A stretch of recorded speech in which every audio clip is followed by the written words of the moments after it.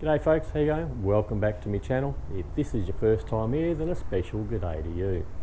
Now last week we had a look at the start of our South Australian road trip when we left Perth and we drove to Ceduna and finished in Port Lincoln.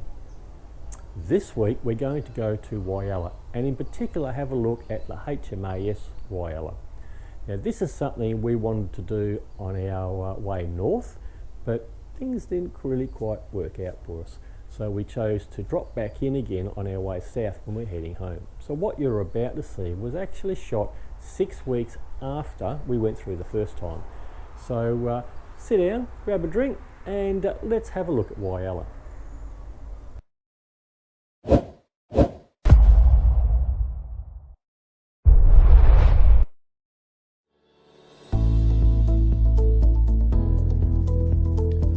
Welcome to Whyalla, a vibrant city on the northeast coast of South Australia's Eyre Peninsula. Known for its rich industrial heritage and stunning natural landscapes, Whyalla offers a unique blend of history, industry and outdoor adventure. Whyalla has a population of around 22,000 people and has a number of interesting places to look at.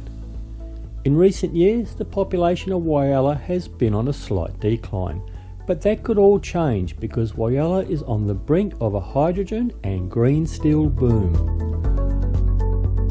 From the top of Hummock Hill Lookout, you get some great views across the city,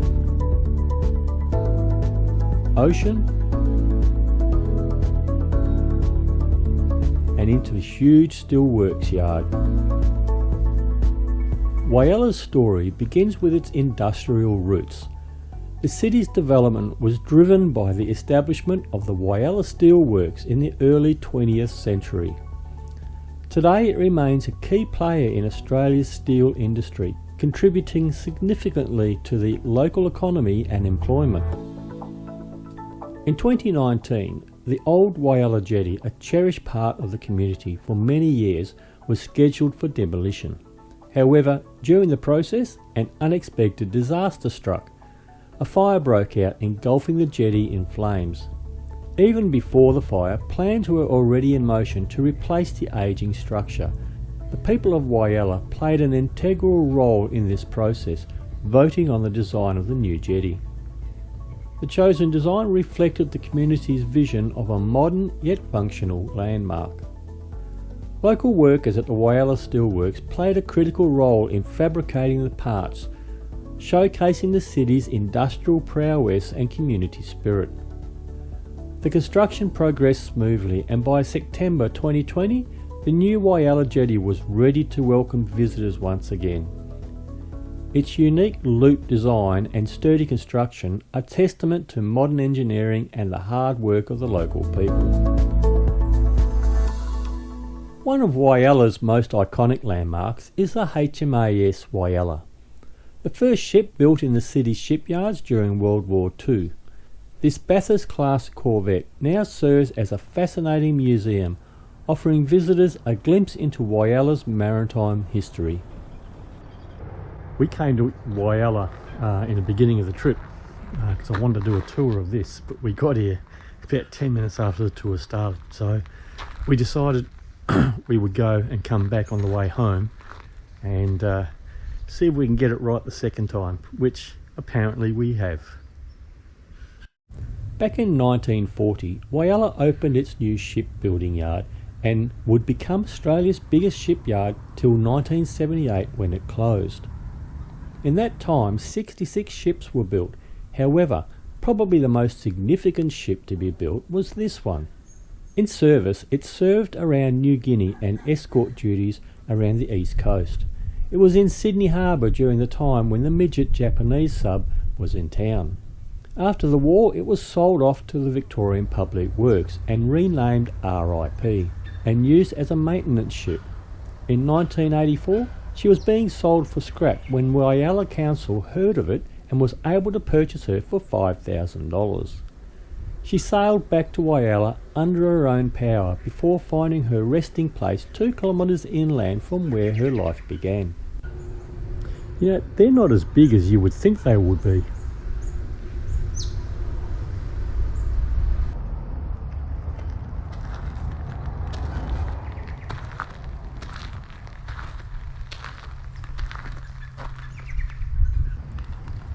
So apparently this chain here is the actual anchor chain from the ship. You would have thought that would have been a lot bigger than what it is. They do an excellent tour of the ship, but here is my version of it.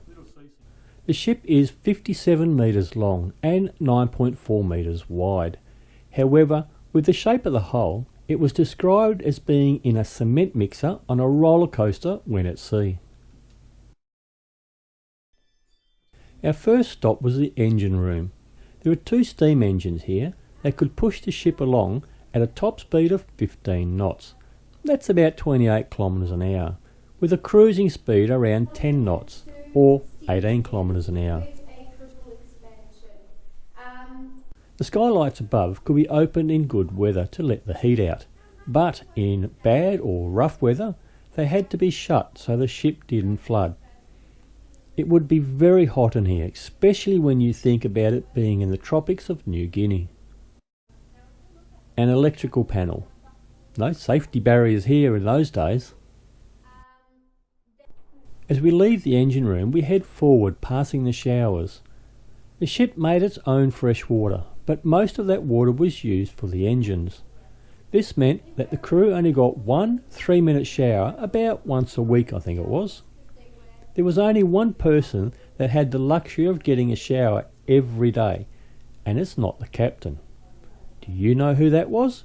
Write it down below in the comments. The kitchen, or galley as it's known on a ship. All the meals were prepared here for the crew. Does this give you a hint as to who got the shower every day?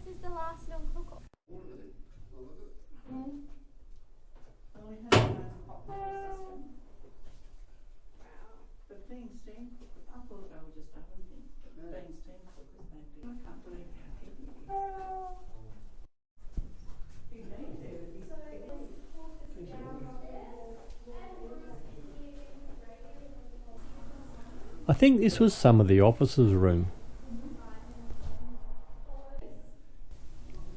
This is the radio room. Some of this equipment might be from when it was upgraded with some tech of the day when it was sold to Victoria.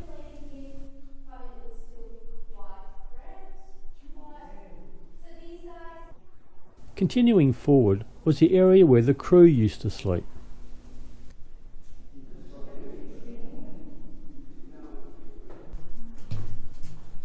Walking down the right hand side of the ship, or the starboard side, we pass another officer's room.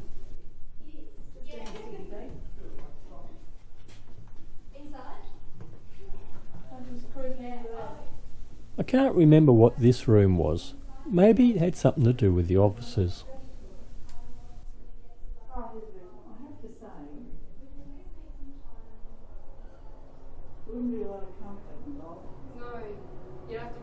This room was the Chief Petty Officer's showers and toilets, later converted to a laundry after the Victorian government took it over. Well, this is pretty obvious.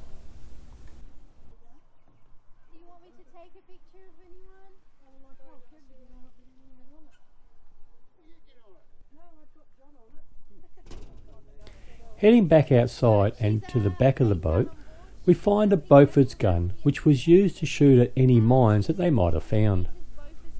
I'm pretty sure that this was also used to shoot at enemy planes too. Looking back, this was a life raft for the crew if they had to abandon ship.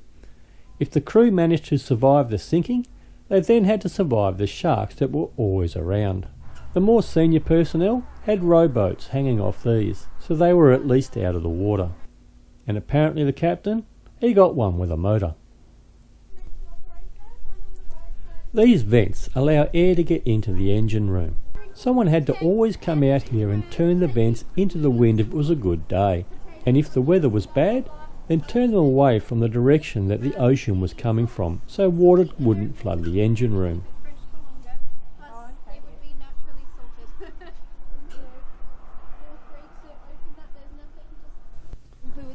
Now every ship has to have a bell. Pretty cool.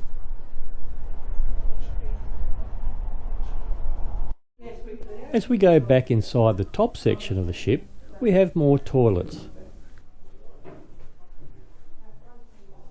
This has to be for the more top officers here.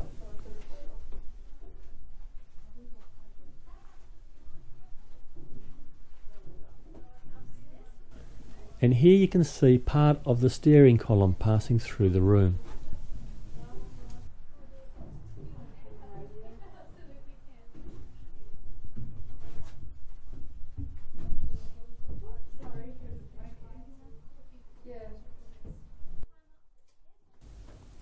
I'm guessing this was the captain's room.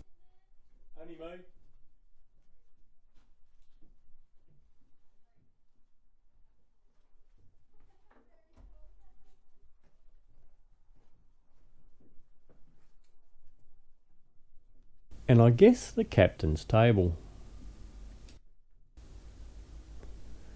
Now we're going up to the business end of the ship, the driver's seat, otherwise known as the wheelhouse or bridge.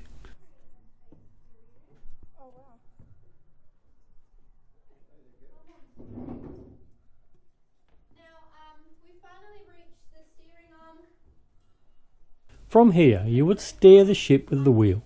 Your magnetic compass is in that shiny thing in front of the wheel, and this was used to tell the engine room what you wanted the engines to do.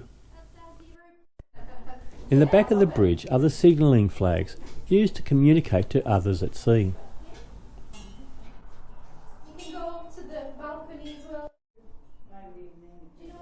The navigation room, well, used to tell the ship where to go or not to go.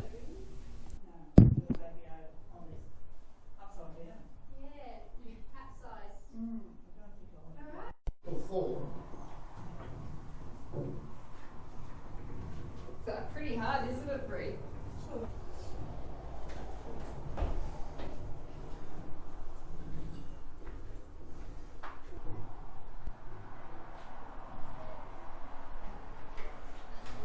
And that brings us to the end of this tour, but not to the end of our time at the museum. Head off down this amazing garden path, through where you can sit and contemplate what you've just heard about on the ship before you enter the second part of your entry fee, and that's the museum. The museum features a variety of exhibits that bring Whyalla's maritime history to life. Discover the stories of the men and the women who worked in the shipyards and built these impressive ships. One of the impressive exhibits is the short video that tells the story of HMAS Whyalla and the unbelievable effort made to get her the last 2 kilometres over land to where she sits today. They drew the ship out of the water, leading her closer and closer to her ultimate destiny. Historical photographs and artefacts provide further insight into Whyalla's shipbuilding era, from the early 1940s through to the shipyard's closure in 1978. Each exhibit is a window into the past, showcasing the industrial might of Whyalla.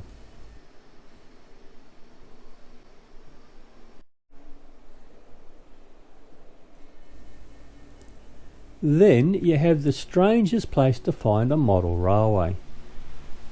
As you look around, you'll see trains that you will recognise, like the Ghan and the Indian Pacific, towns modelled after places in South Australia. It's a brilliant exhibition in the weirdest setting, and it just works so well together.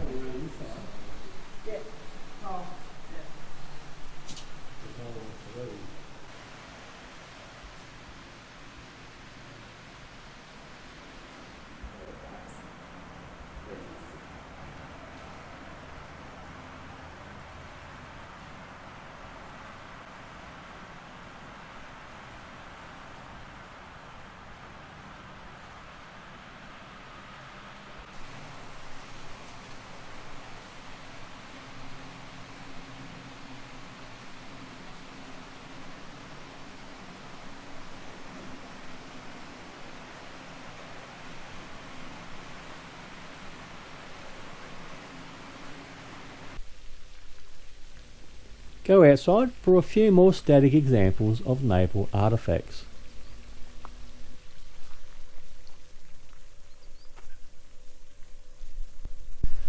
Well, that's the end of the Whyalla Museum, the Maritime Museum. Definitely worth coming in and doing that boat trip. Boat trip. I wish it was a boat trip. Definitely worth coming in and doing the tour of the boat. Quite good. Fortunately, I wasn't able to do a lot of videoing. I do it very quickly, so I don't know how it's going to come out. But if you're in the area, definitely come down and have a look at that. That's it for here. So I'm not sure we're going to find anything else in Whyalla to have a look at. But if we don't, then this will be the end of the video. And if it is the end of the video, thanks for watching. And if you like the video, hit the thumbs up down the bottom, and hit the subscribe button as well if you want to see more of this sort of stuff. So till next time, happy travels.